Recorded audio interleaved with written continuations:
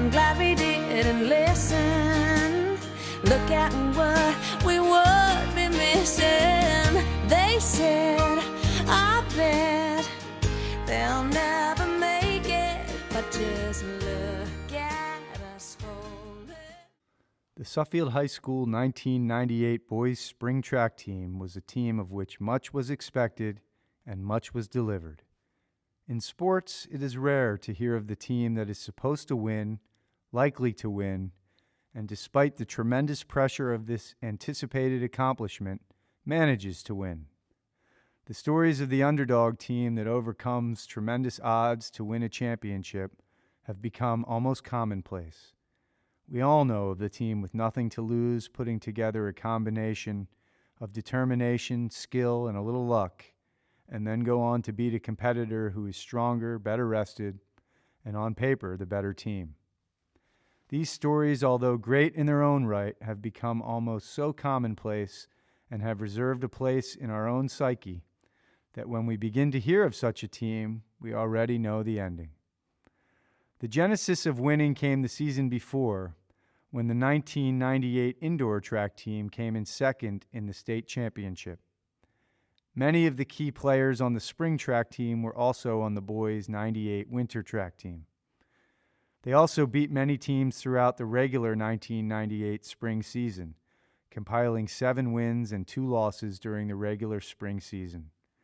They also won the 17th annual Journal-Enquirer track meet. The following athletes, Mark Winarski, Travis Corley, Ryan Bach, and T.J. McCabe, were named to the Journal-Enquirer All-Area team.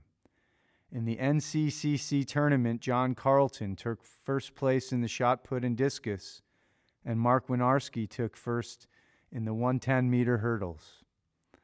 The way the boys were racking up the points and racking up the wins, any opposing team or coach who was paying attention would know the Suffield team was the real deal. Maybe that is why the boys' spring 1998 team had the bullseye painted on their back. With the tremendous talent of Ryan Bach, John Carlton, Bob Carlton, Matt Cheney, Travis Corley, manager Josh Friedman, Brian Gauthier, Kevin Goff, Todd Martin, T.J. McCabe, Greg Palumbo, Ben Sarno, Russell Ward, and Mark Winarski, the team had a tremendous advantage of strength, stamina, and skill.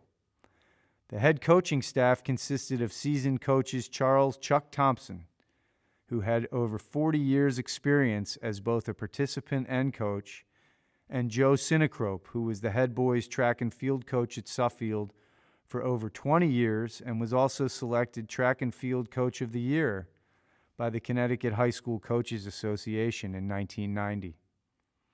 Also, there were assistant coaches. Dave Olekna was an outstanding sprinter and hurdler in his own right at East Granby High, and Rick Tayo rounded out the coaching quartet with the cross-training experience he brought as the assistant football coach at Suffield Academy. With this pool of talent, the boys' track team had all of the ingredients for a successful season. In track, even with the best individual talent, one or a couple of people alone cannot win a championship. That takes a team of individuals focused on one goal. It is the sum of points for the events which direct the overall performance of the team. Win more events, add to your point total, win the meet. The 1998 state track meet was filled with new competitors, all winners in their regions. A big powerhouse was Tortolote, a high school out of Thompson, Connecticut, and which was led by the fast Labonte brothers. Other teams included Haddam Killingworth, Cochinchug Durham, St. Paul, St. Bernard, and Ellington, among others. These were the teams which would go up against Suffield for the state championship. The first event, the 4x800 relay, started Suffield's march to the title. Leadoff man Matt Cheney, runners T.J. McCabe, Travis Corley, and anchor Ryan Bach beat Ellington by 3 seconds to take first. As Coach Thompson said, when the kids do well in that race, you know they're going to be sailing for the rest of the meet. And they did start to sail. John Carlton won the discus, waiting until the final throw to win the event by over a foot. Carlton also placed 5th in the shot put, adding more points to the total. Mark Winarski came in 5th in the 110 hurdles. Matt Cheney also contributed by winning the 1600 and by coming in 3rd in the 3200. TJ McCabe and Todd Martin also added to the total. McCabe placed in the 1600 to add points, and Martin came in 6th in the pole vault by clearing the bar by almost 11 feet.